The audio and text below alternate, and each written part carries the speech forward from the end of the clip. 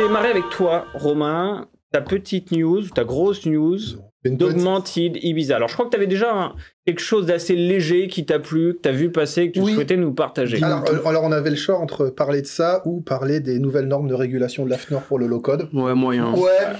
Alors, c'est vrai que ça fait pas trop estival. Vu que je la garde pour plus tard, celle-là. Et non, c'est un pur hasard. Alors, c'est pas du low-code, mais...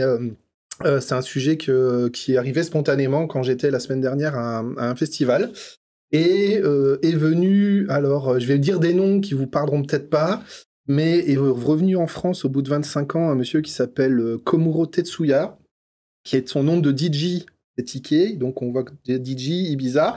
Alors ça ne parle pas, je pense, à la majorité des gens, mais si je dis Jean-Michel Jarre, ça commence à parler à plus de gens. Et mais ce monsieur... encore pas à tout le monde. Hein. Voilà, mais pas les moins de 20 ans. Pas les moins de 20 ans. Et ce monsieur, tout simplement, partageait la scène, pas juste en intro, mais partage de scène avec Jean-Michel Jarre il y a 25 ans.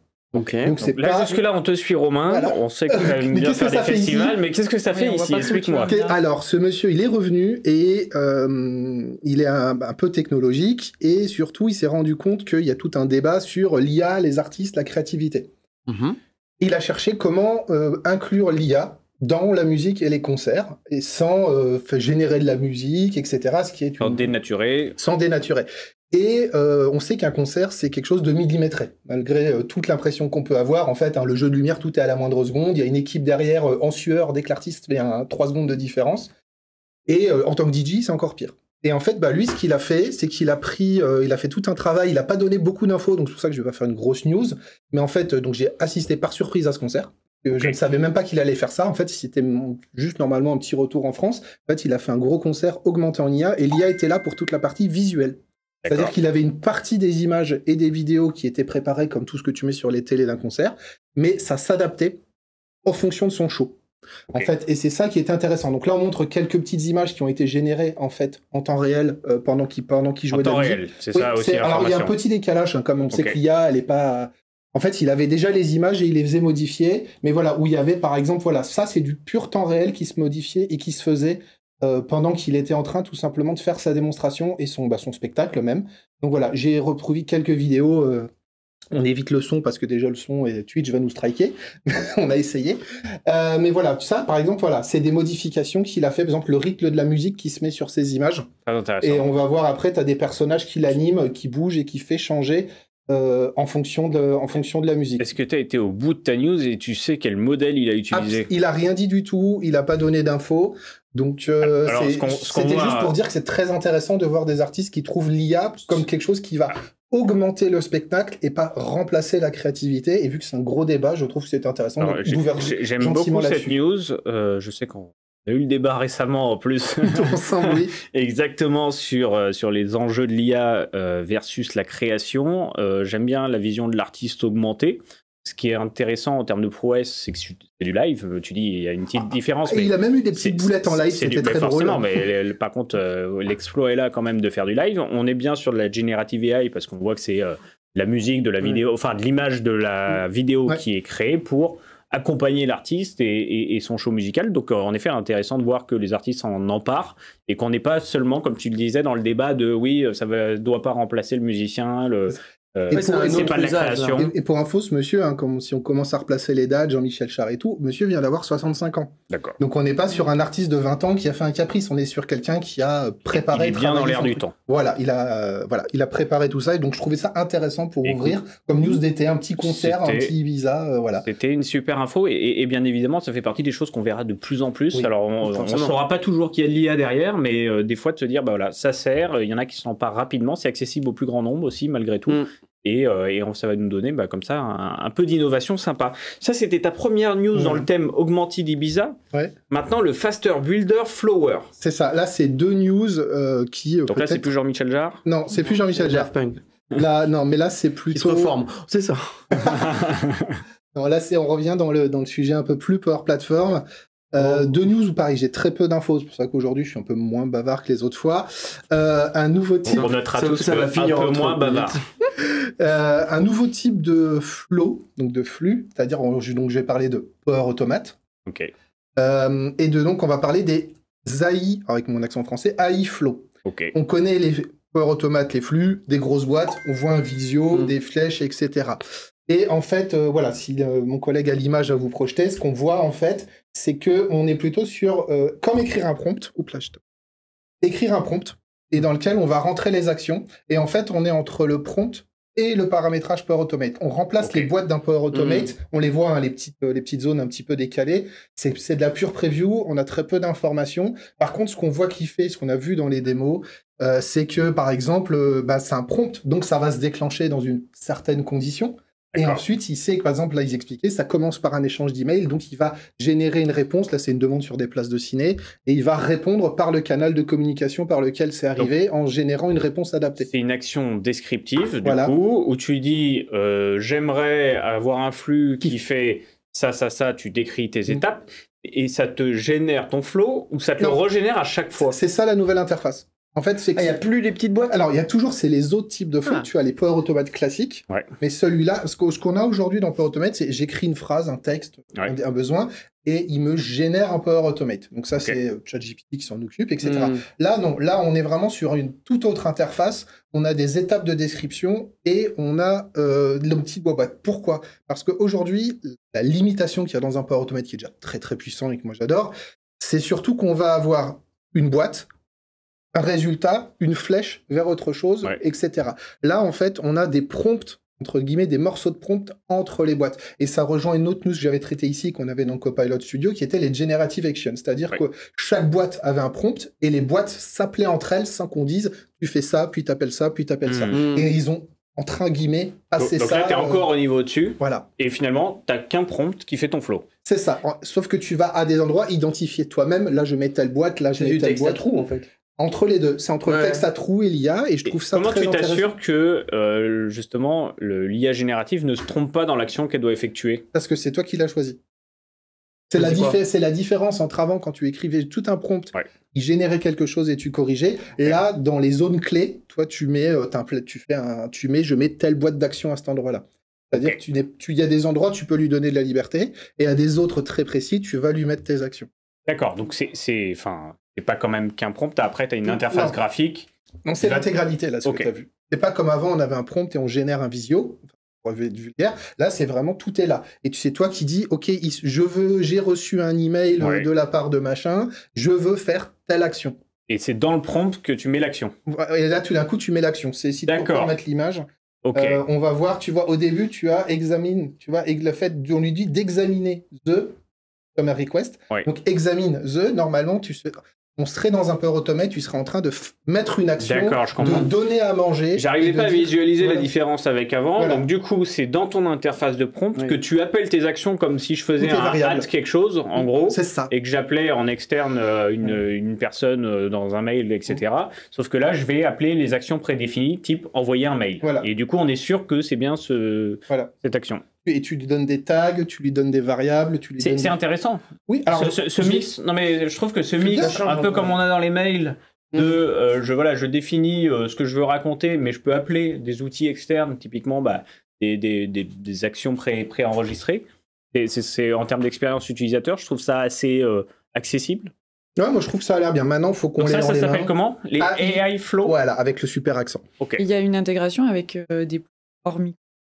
Alors, c'est la Power Platform, donc tu as les centaines, milliers de plugins qui sont là. Ouais, donc là, on peut vraiment être en citizen dev, du coup, à juste décrire l'expérience qu'on veut et appeler la bibliothèque qu'on nous a construite. C'est ça. Ça va le rendre accessible à encore plus de monde, du coup. C'est ça. Et c'est vrai que tu fais bien de le rappeler, Chloé, c'est que les gens oublient chaque fois qu'on parle Power Platform, et c'est sa grande force par rapport à tous les autres produits. Il y a des milliers de connecteurs, enfin des centaines, plus de 1000 connecteurs, pour faire tout ce qu'on veut avec ou sans Microsoft, en fait. Et c'est ça qui est fou par rapport à tous les autres produits. Même s'il va avoir des faiblesses dans certains points, il aura toujours les connecteurs, et ça, c'est la dinguerie du produit. Et ça, peut-être, pour faire juste un petit aparté, quand tu dis ça, ça veut dire que je peux être une petite société qui n'est pas full Microsoft, mais qui a vraiment besoin d'un moteur de workflow, qui peut se prendre juste une licence Power Automate, designer ça avec l'ensemble des connecteurs derrière, ou pas? Est-ce que je peux avoir quelque chose de très indépendant dans la vision Power Automate pour une société? Alors, en théorie, oui. En pratique, c'est toujours plus compliqué parce que on doit bien stocker des données à quelque part. Okay. Et ce que les gens oublient, c'est que quand on fait de la Power Platform depuis l'écosystème Microsoft 365, en dehors des connecteurs payants, tout est gratuit. En dehors des payants, tout est... Oui, c'est-à-dire qu'en fait, il y a quand même 70% de la Power Platform qui est... 70%... Désolé, je fais ça en même temps. Oui, il y a 70% de la Power Platform qui est gratuit quand même. Et ça, les gens s'en rendent pas compte.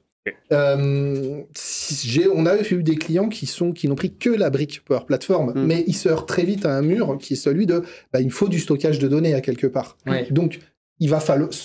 Donc là, on rentre quasi directement dans un modèle premium parce que tu vas consommer une base de données, des disques externes, etc. Donc c'est pas un problème. C'est juste de dire que si tu voulais faire juste du workflow sans stockage. Alors ça veut dire qu'on serait juste. On reçoit des pur sujet d'intégration.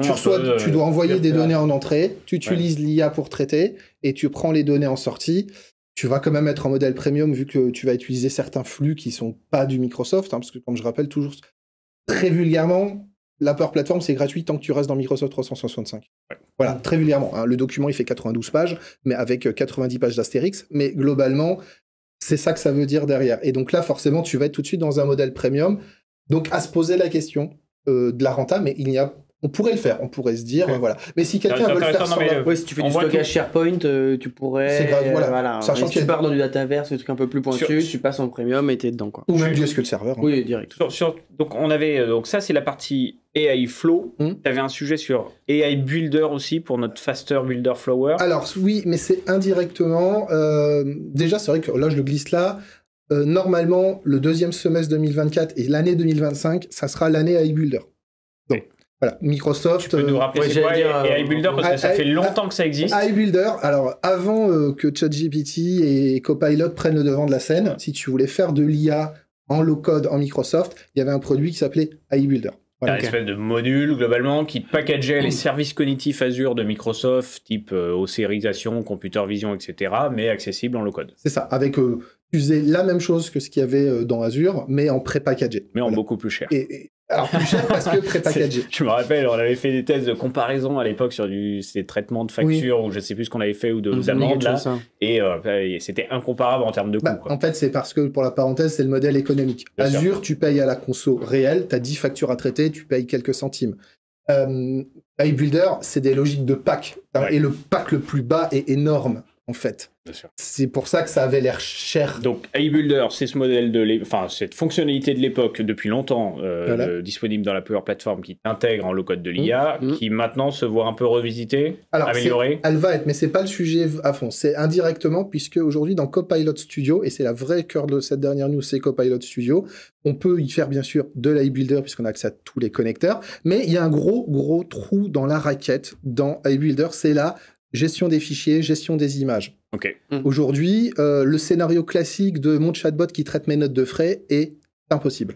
Voilà, dans Copilot Studio. C'est le basique des chatbots, il ne sait pas le faire, parce qu'il ne sait pas traiter les images. Et donc l'image que j'espère mon confrère est en train de montrer à l'écran, c'est ça en fait. Il ne sait pas d'un point de vue modèle. Ouais. C'est ça ? C'est ça, il ne l'a pas. Et en fait, du coup, il y a une intégration discrète à l'intérieur de Copilot Studio. Aujourd'hui, il faudrait faire tout un système compliqué, de lui dire où est l'image, d'envoyer dans AI Builder. Il faut être développeur. Donc, traiter plutôt d'un point de vue stockage, etc. Pas d'un point de vue modèle d'IA. C'est très compliqué d'accéder au traitement d'image dans un Copilot Studio. Ce que nous montre Microsoft, c'est que là, pareil, on revient sur le côté accessible dont tu parlais, Chloé. En fait, je lui parle, je lui lâche mon image, boum, et il voit que c'est une note de frais, il extrait les données et il me fait mon processus de note de frais. En fait, c'est ça qui est en train de dire que globalement, on va avoir la gestion. Et ça induit d'autres news derrière. C'est-à-dire qu'on peut uploader des fichiers. Moi, c'est ça que je déduis. Aujourd'hui, je ne peux pas. Donc, c'est-à-dire que je vais pouvoir déposer des fichiers en glisser-déposer dans une fenêtre de chatbot. Si c'est une image, il va me faire de l'OCR dessus avec AI Builder, qui sait très bien faire ça depuis très nombreuses années, par exemple pour les factures et autres. Donc là, ça ouvre beaucoup de portes. En fait, c'est pas juste... Ils nous montrent juste, regardez, je fais de l'OCR sur des images. Mais moi, ce que j'en déduis, c'est récupération des images, stockage des images. Donc, je peux aussi mettre des fichiers, des Word. Ça veut dire que je peux lui donner à manger à autre chose. Donc, au-delà de l'innovation de l'IA qui est apportée, ce que tu dis, c'est que ça induit pas mal de mécanismes assez intéressants et importants nous manquait un peu sur Copilot Studio, sur de la gestion multimédia, on va dire, pour de l'expérience utilisateur. Voilà, c'est pour ça que c'est ça que je voulais dire, parce que parfois Microsoft, ils font des news, mais ils disent pas ce qu'implique cette news. Cette news implique qu'on va pouvoir drag and drop n'importe quel des fichiers, que ça va les stocker, etc. Et ça, c'est énorme. Est-ce que ce serait pas la chronique entre les lignes? Petite analyse poussée des annonces. Mais faut pas le même ton, ce serait plutôt entre les lignes. Exactement, ça c'est quand on mettra des voix prochainement pour la rentrée. Écoute, on va finir sur ça. Bien sûr. Romain, en effet, donc je comprends mieux pourquoi tu m'as fait un mix et pas mal de choses. Donc on récapitule, ta première news estivale, c'était cet artiste qui a utilisé l'IA Gen et que tu as pu voir en live pour accompagner sa musique, et tu as trouvé ça trop cool, globalement. C'est l'AI Flow, donc, qui va être une nouvelle interface de génération de tes flows en pure expérience conversationnelle, globalement, où on peut appeler les actions, etc., ce qui change du côté boîte, comme tu l'appelais avant.